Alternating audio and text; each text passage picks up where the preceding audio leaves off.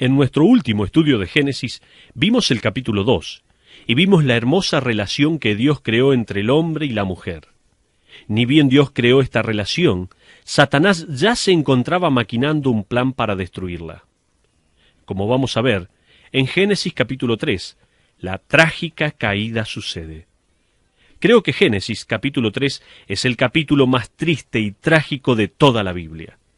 Aún así, al estudiar este capítulo, vamos a ver cómo en este telar se encuentran entrelazados los hilos de la esperanza y la salvación.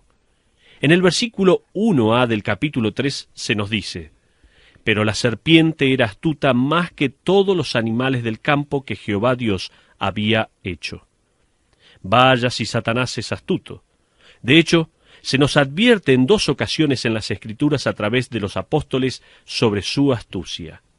En 2 Corintios capítulo 2 versículo 11, Pablo exhorta a la iglesia en Corinto: «Para que Satanás no gane ventaja alguna sobre vosotros, pues no ignoramos sus maquinaciones». En otras palabras, no tenemos que ser ignorantes en cuanto a su astucia. La palabra maquinación viene de la palabra agumen, que significa mentalidad. Satanás tiene una mentalidad, una manera de pensar. Y yo creo que podemos ver esa mentalidad reflejada en la filosofía humanista de nuestra sociedad moderna. Pablo va a advertir a la iglesia de Éfeso en Efesios capítulo 6 versículo 11: «Avestíos de toda la armadura de Dios para que podáis estar firmes contra las acechanzas del diablo». La palabra acechanzas en algunas traducciones es esquemas, viene de otra palabra. Es la palabra griega metodios, de donde sacamos la palabra castellana método. Entonces, descubrimos a través de la palabra de Dios que Satanás tiene una mentalidad y un método. Vamos a ver en el capítulo 3 de Génesis la metodología de Satanás y su decepción de 5 facetas.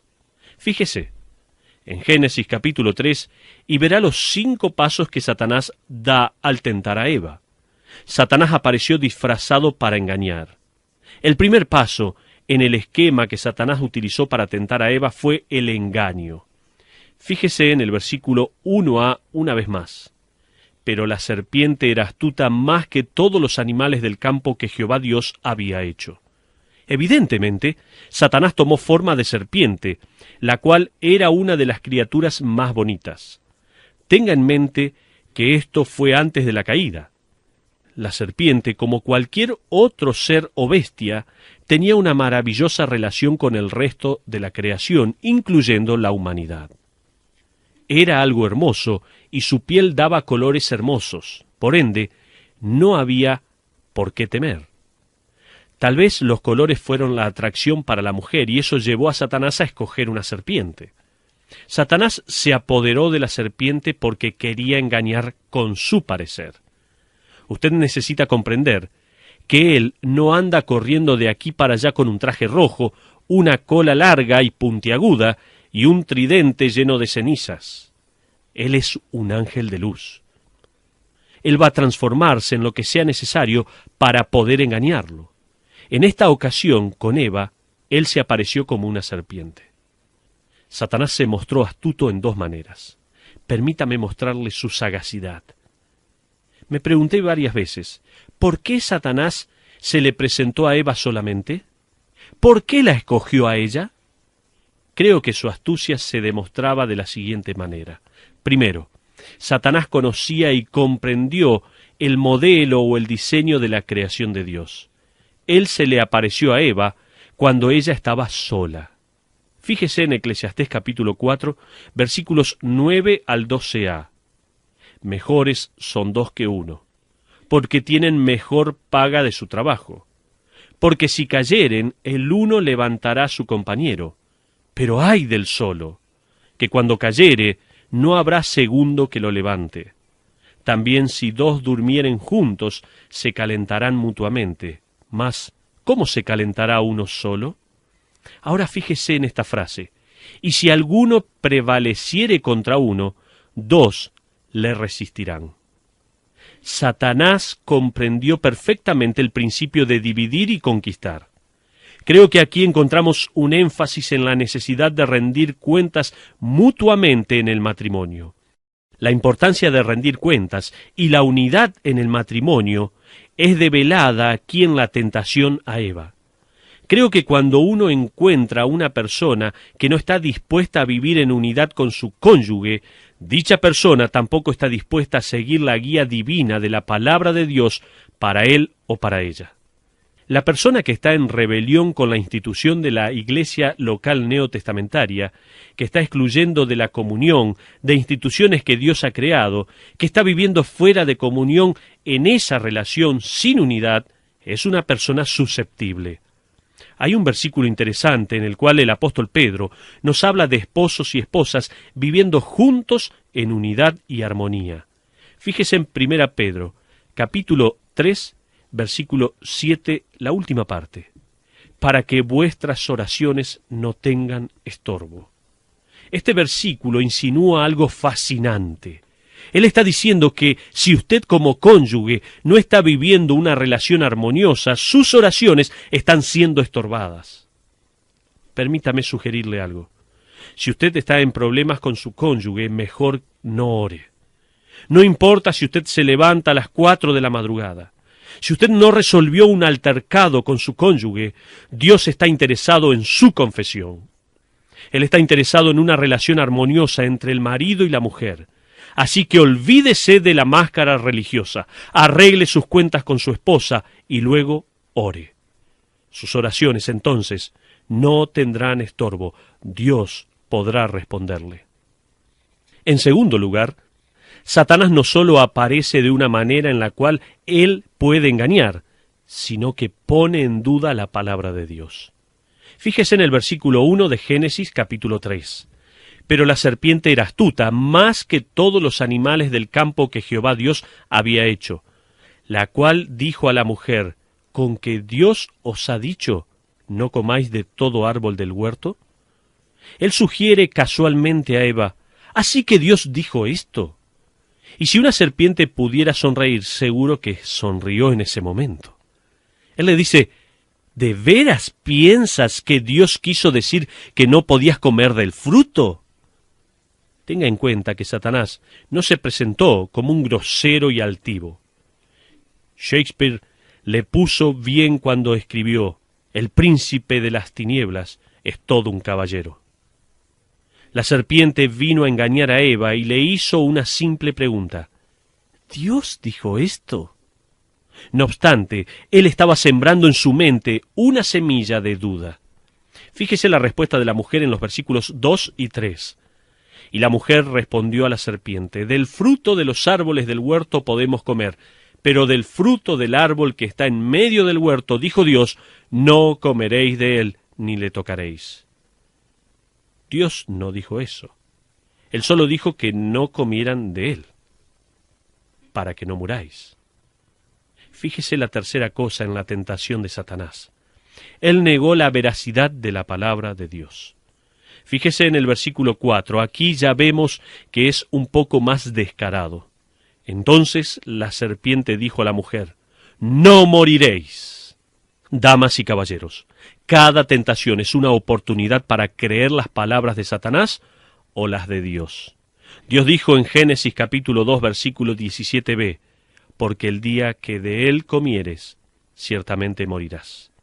Satanás dijo, no moriréis. Tengan en cuenta, hombres y mujeres, que cuando ustedes pecan, se encuentran o creyendo las palabras de Dios o las mentiras de Satanás. Dios siempre dice la verdad.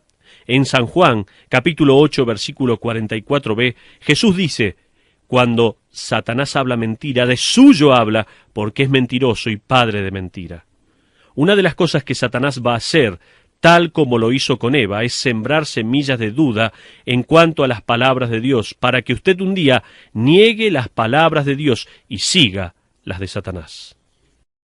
En cuarto lugar, Satanás le atribuye motivos malos a Dios. Fíjese en la primera parte del versículo 5 de Génesis capítulo 3. Esto es lo más espectacular de la tentación para mí. Satanás sugiere, se atreva, osa, sino que sabe Dios que el día que comiereis de él, serán abiertos vuestros ojos. Ahora, Dios es el que está celoso. Es Dios el que de una manera cobarde protege su trono. Satanás sugiere a la mujer, si lo comes, Dios tiene miedo.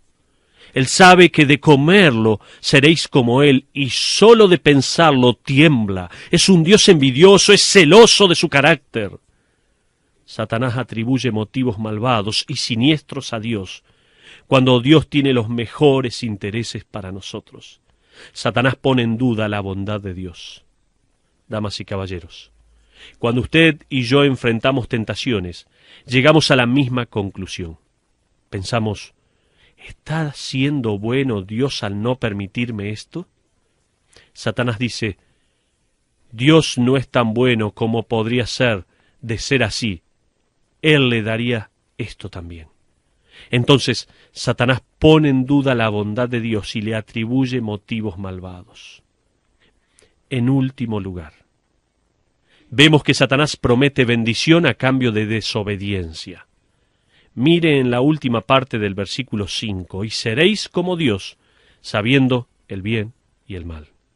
Satanás dice, el pecado va a traer sus dividendos. Y es verdad en un sentido. Sin duda alguna, la obediencia a Satanás traerá beneficios, pero estos solo son temporales. Obediencia a la palabra de Dios ofrece beneficios, pero son eternos. Esa es la diferencia que encontramos en Génesis capítulo 3. Comed y seréis como vuestro Creador. Comed y seréis como Dios. Pero, ¿eso no ocurre hoy en día? Claro que sí. De hecho, la verdad es que Satanás está ofreciendo lo mismo a la humanidad, exactamente lo mismo. Él dice, usted es divino. Tal vez usted piense, nunca escuché eso. Bueno, de ser así, usted tal vez vive en otro planeta.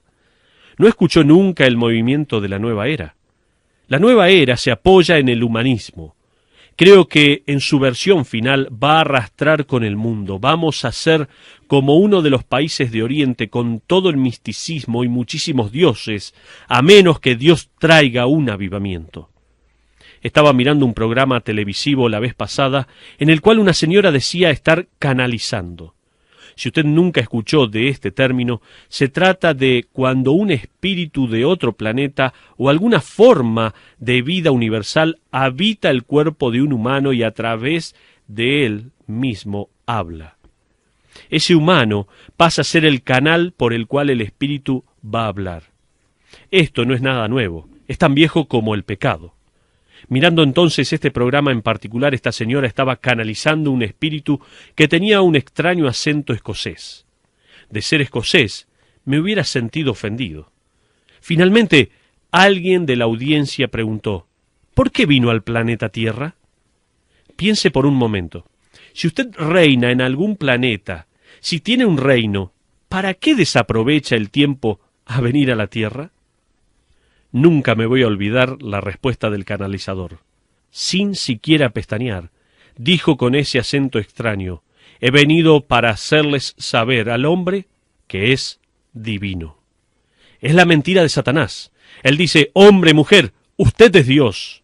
Satanás ha traspasado el límite entre el Creador y la creación. Usted dirá, pero yo no creo en eso de canalizar. Permítame hacerle una pregunta. ¿Abrazaría usted las siguientes palabras de un hombre que escribió lo siguiente en otras palabras? Nuestra responsabilidad es la de guiar nuestras propias vidas y no necesitamos de ninguna salvación o perdón. En otras palabras, yo soy la autoridad en mi vida. Yo hago que todo suceda en mi vida. Yo tengo el control. ¿Qué estaría diciendo? Que soy el Dios de mi vida. No existe otra autoridad, ningún ser superior. Vivo como si Dios no existiera.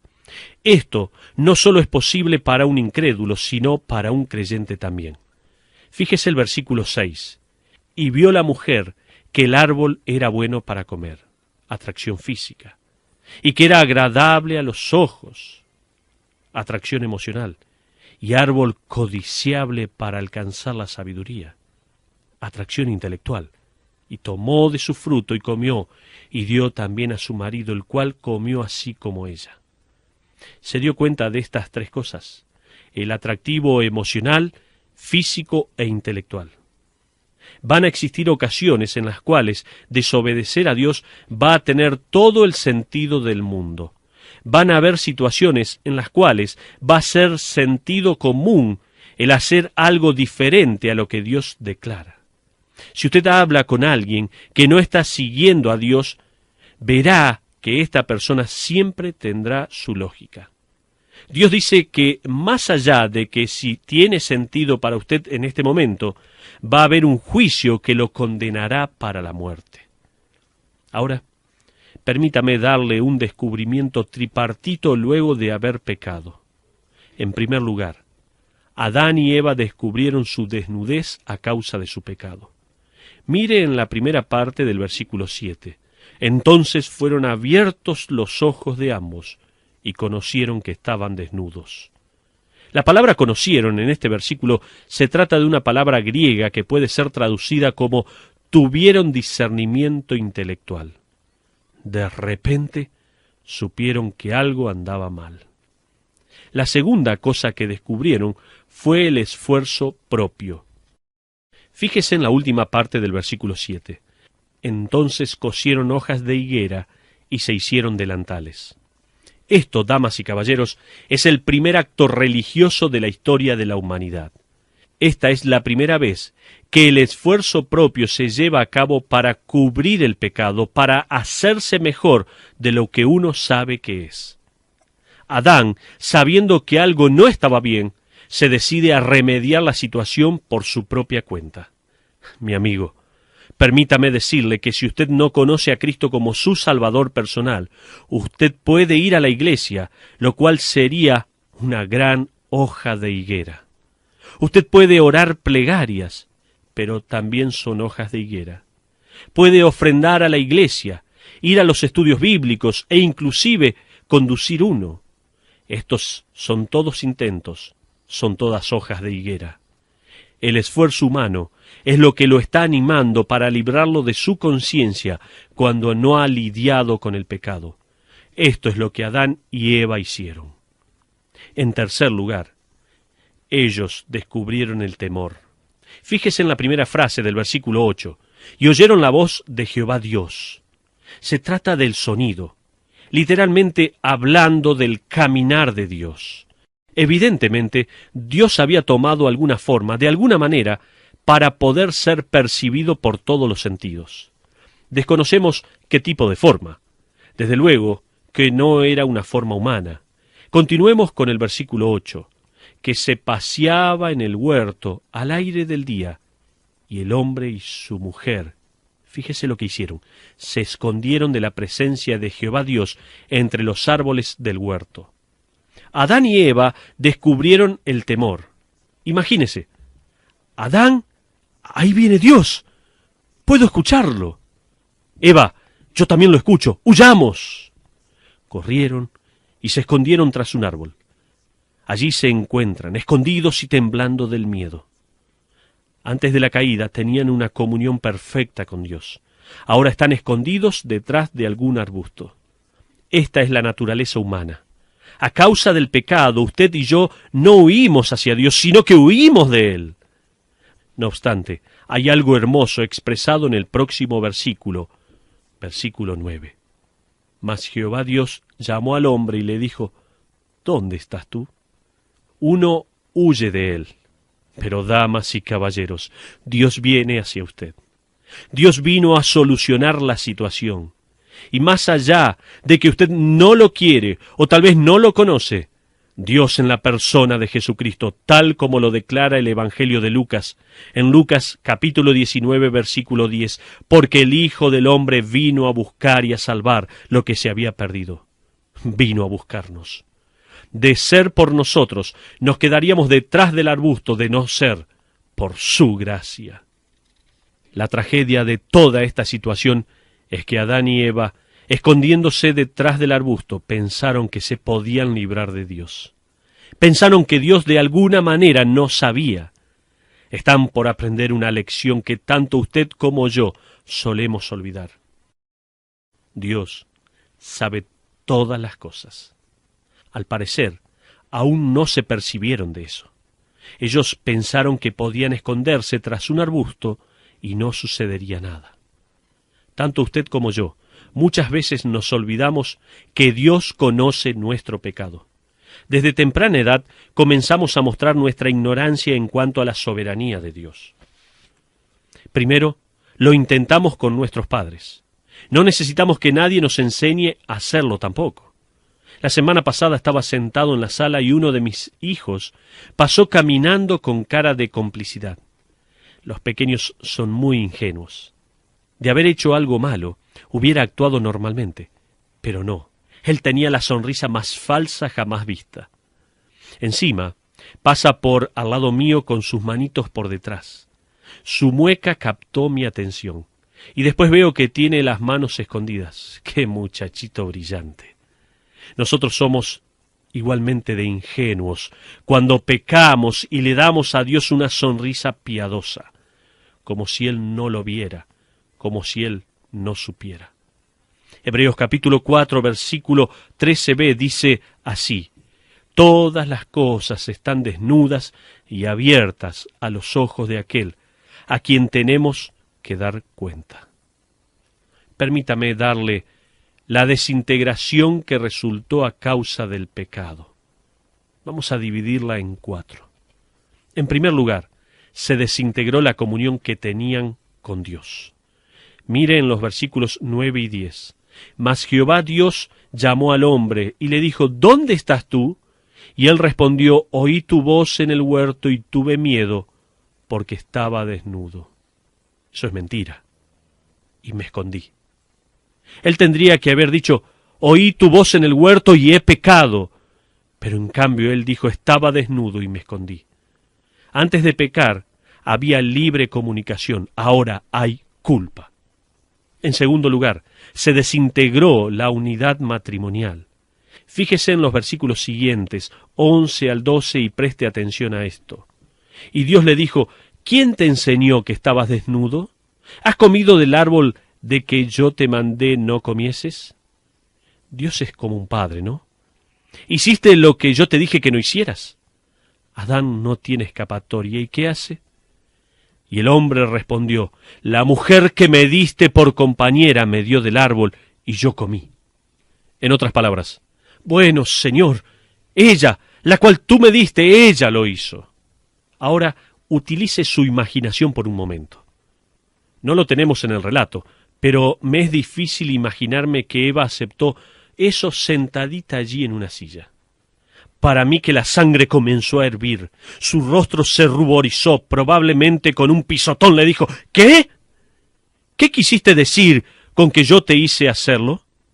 Yo no puedo hacerte hacer nada. Adán replicó: bueno, me diste del fruto. Están teniendo el primer argumento matrimonial de la historia. Probablemente ella miró al Señor y dijo: Señor, no puedo creer que este hombre me esté culpando. Y Dios dice en el versículo 13a: ¿qué es lo que has hecho? Ahora Eva está en problemas y no ve la salida. A lo que dice: la serpiente me engañó y comí. En otras palabras, la serpiente, ella me hizo comer. Entonces Adán ahora sí está enojado. ¿Cómo que la serpiente? Te las agarraste conmigo porque te culpé y ahora culpas a la serpiente. Y sigue el altercado. Pero, ¿de dónde aprendieron estas técnicas? Antes de pecar, nunca habían discutido, tenían perfecta armonía. Ahora, de un momento para otro, están como luchadores profesionales. Permítame decirle por qué. Es porque el pecado hizo que se perdiera la armonía en el matrimonio. Hay 3 cosas que cambiaron drásticamente y se perdieron entre el hombre y la mujer. La primera es: el matrimonio perdió su armonía. Adán y Eva se culparon mutuamente. No sé de dónde aprendieron las técnicas de discutir, pero de repente podían dar cátedra. Leí sobre una pareja recién casada, que él dijo a sus amigos: hemos decidido que no nos iríamos a dormir enojados el uno con el otro. No dormimos para nada en las últimas 2 semanas. No es la solución esa. Esto es tan así. ¿Por qué? Porque es natural. Lo que no era natural en el jardín, o sea, discutir y quejarse, ahora es normal. Lo segundo en cambiar drásticamente como resultado del pecado fue que la mujer perdió su espíritu sumiso. Fíjese en la primera parte del versículo 16, que es el resultado del pecado y la caída. Vamos a regresar al versículo 15 en un momento. A la mujer dijo: multiplicaré en gran manera los dolores en tus preñeces, con dolor darás a luz los hijos, y tu deseo será para tu marido. La palabra deseo puede ser traducida ansiar, es un anhelo, un deseo vehemente. En otras palabras, ahora, a causa de la caída, sería normal para la mujer tratar de manipular al marido. La razón por la cual ustedes, señoras, hacen esto es a causa de su naturaleza, a causa del pecado. Antes, su esposo era suyo. Ahora ella buscaría poseerlo. Ahora ella buscaría manipularlo, conformarlo, conforme a su propia voluntad y deseos. El tercer cambio dramático resultante del pecado es que el hombre perdió su mando amoroso. Miren el versículo 16. Y él se enseñoreará de ti. Lo que este versículo implica es, por supuesto, que el hombre no lideraría ni dirigiría más con ternura. Ahora el hombre regiría más como un tirano. La mujer deberá doblegarse ante él. En países donde no tienen la palabra de Dios, usted ve que las mujeres no son más que animales u objetos, muchas veces abusadas. ¿Por qué?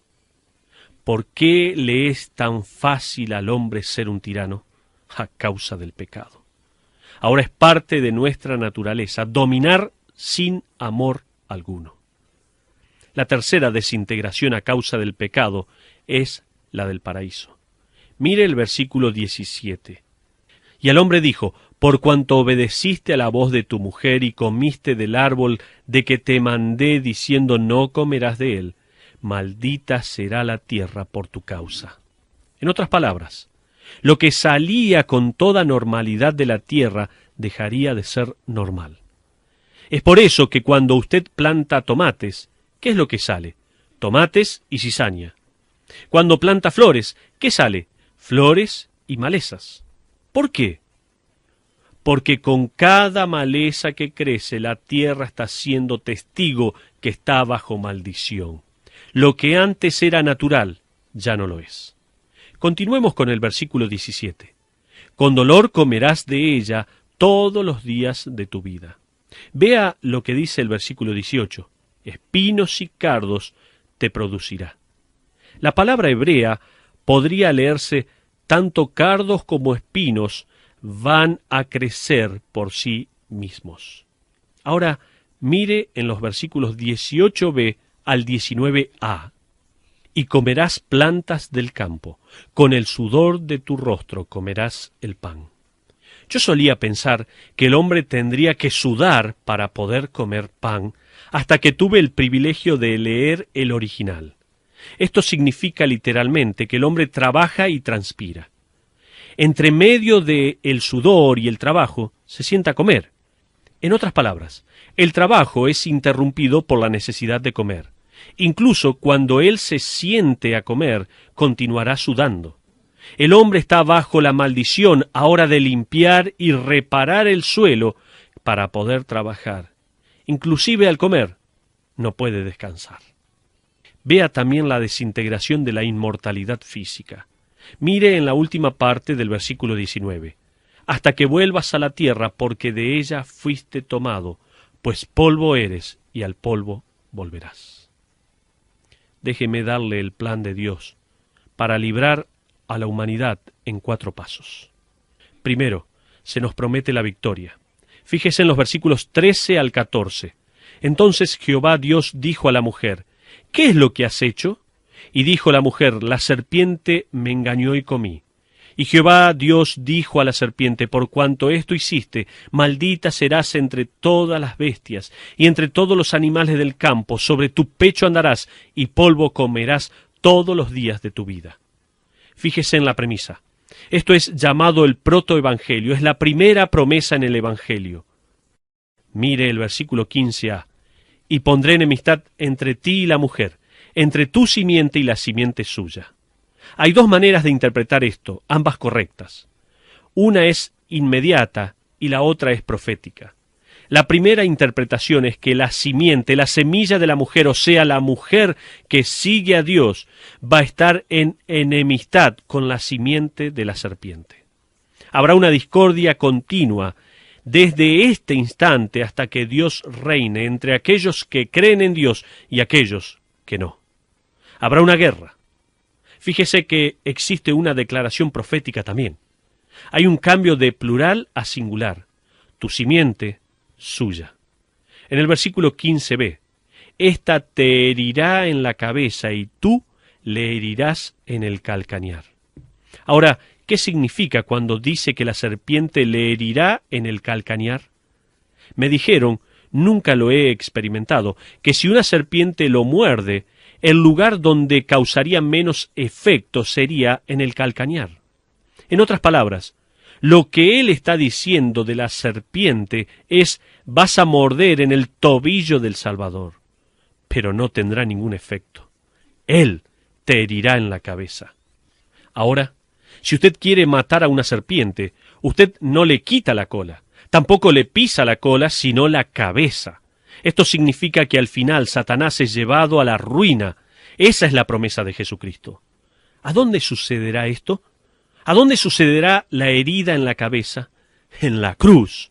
En la cruz, el calcañar del Salvador fue mordido sin efecto, porque Él ganó la victoria sobre la tumba. Al suceder esto, Él rompió para siempre el poder del pecado que la serpiente trajo sobre la humanidad. Se nos da la promesa. En segundo lugar, la unidad del matrimonio es posible. Fíjese en los versículos del apóstol Pablo en Efesios, capítulo 5. Él escribe unas palabras poco comunes en el versículo 18. No os embriaguéis con vino en lo cual hay disolución, antes bien, sed llenos del Espíritu. Esto no tendría mucho sentido, a menos que usted se fije en la historia y comprenda la manera de pensar de los griegos. Ellos enseñaban en su mitología que su dios Zeus tuvo un hijo. El nombre de él era Dionisio, y era llamado el dios del vino. En su sistema religioso, los griegos creían que debían embriagarse con el vino. Por supuesto que ellos practicaban todo tipo de perversiones y le llamaban religión. Para poder acallar la conciencia, se emborrachaban. Esta práctica era eminente en la sociedad de Efesia. Por eso, Pablo viene y dice, al alabar a Dios y adorarle, no se embriaguen. No se dejen controlar por el vino, no se llenen de esta sustancia, sino sean controlados por el Espíritu Santo de Dios. ¿Qué es lo primero que sucede como resultado de ser sumiso al Espíritu de Dios? Esposas siendo sumisas a sus maridos, maridos amando a sus esposas. La unidad matrimonial puede ser experimentada solo si el poder de Satanás es reprimido en la vida del creyente al darle lugar al Espíritu Santo de Dios. En tercer lugar, el paraíso será restablecido. Esta es una promesa. Fíjese en Apocalipsis capítulo 21, versículo 1a. Vi un cielo nuevo y una tierra nueva. Nosotros pensamos que el cielo es una nube que está flotando por ahí arriba, pero es en realidad un paraíso restablecido. El planeta Tierra será un día como lo fue en el período de la creación, para que el hombre lo disfrute. En cuarto lugar, la inmortalidad física va a ser segura. Miren Apocalipsis capítulo 22 y leamos estos hermosos versículos. Para todos los que creemos en Cristo, esto es una promesa. Usted no está más bajo el dominio de Satanás, sino sirviendo en el reino de Dios y su futuro reinado. Fíjese cómo va a ser. Según el capítulo 22, versículos 1 al 5 de Apocalipsis, vea la referencia y las implicaciones que están también en Génesis 3. Después me mostró un río limpio de agua de vida, resplandeciente como cristal, que salía del trono de Dios y del Cordero. En medio de la calle de la ciudad, y a uno y otro lado del río, estaban el árbol de la vida. Ahora, Al final del capítulo 3 de Génesis, el hombre es restringido de acercarse al árbol de la vida. Sin embargo, una vez más, según el versículo 2, va a estar disponible. Que produce 12 frutos, dando cada mes su fruto. Y las hojas del árbol eran para la sanidad de las naciones. Y no habrá más maldición, y el trono de Dios y del Cordero estará en ella, y sus siervos les servirán, y verán su rostro, y su nombre estará en sus frentes. No habrá allí más noche, y no tienen necesidad de luz de lámpara, ni de luz del sol, porque Dios el Señor los iluminará y reinarán por los siglos de los siglos. En Génesis capítulo 3 tenemos la maldición, la caída, la expulsión y el adiós al paraíso. Dios cierra las puertas de Edén. Apocalipsis capítulo 22 nos promete del paraíso futuro, del reino futuro, y los que creyeron en el Cordero van a poder participar de ese reinado. Permítame darle 3 aplicaciones, 3 lecciones que podemos aprender de la caída. En primer lugar, al analizarlo, el pecado nunca remunera, sino que cuesta. Vea en Génesis capítulo 3, versículos 23 y 24. ¿Valía la pena para Adán y Eva comer y creer la mentira de Satanás? Y los sacó Jehová del huerto del Edén, para que labrase la tierra de que fue tomado. Echó pues fuera al hombre, y puso al oriente del huerto de Edén querubines, y una espada encendida que se revolvía por todos lados, para guardar el camino del árbol de la vida. Literalmente, esto no significa que una espada está prendida a fuego, sino que había una llama con la forma de una espada y se movía en varias direcciones, como si fuera un relámpago alrededor del árbol desplazándose tan rápido como usted podría verlo. Es fantástico ver que había querubines o ángeles guardando el árbol y manteniendo al hombre lejos de él. En segundo lugar, la armonía en el hogar comienza en el corazón. Cada cristiano, cada creyente tiene el Espíritu Santo morando en él. La clave es ser controlado por él mismo. Es ese control el que trae armonía a nuestro hogar. En tercer lugar, el paraíso ha sido diseñado para pecadores, pero para aquellos que han sido perdonados. En un cementerio en Pensilvania se encuentra la tumba de un soldado que murió en la guerra civil. Alrededor de esa tumba, por supuesto, hay muchas más. Abraham Lincoln decidió honrar a un soldado de una manera muy especial. Así que eligió la tumba de un soldado. Bajo su nombre y fecha de nacimiento y deceso, Lincoln le escribió en la piedra las siguientes palabras: sustituto de Abraham Lincoln. Ese soldado simbolizaba que los que murieron en la batalla murieron para que otros pudieran vivir. Estimados oyentes, ustedes se encuentran viviendo bajo la maldición de Génesis capítulo 3 o con la promesa de Apocalipsis 22. Lo que hace la diferencia es que usted puede mirar a la cruz de Cristo, pensar que Él murió en la cruz para que usted pueda vivir y también poner en la cruz sustituto de Steve David. Si usted no puede ver su nombre, si usted nunca fue a la cruz, usted se encuentra bajo la maldición. Si usted ha ido a la cruz, entonces el paraíso de vida abundante y armonía matrimonial lo están esperando. Dios les bendiga.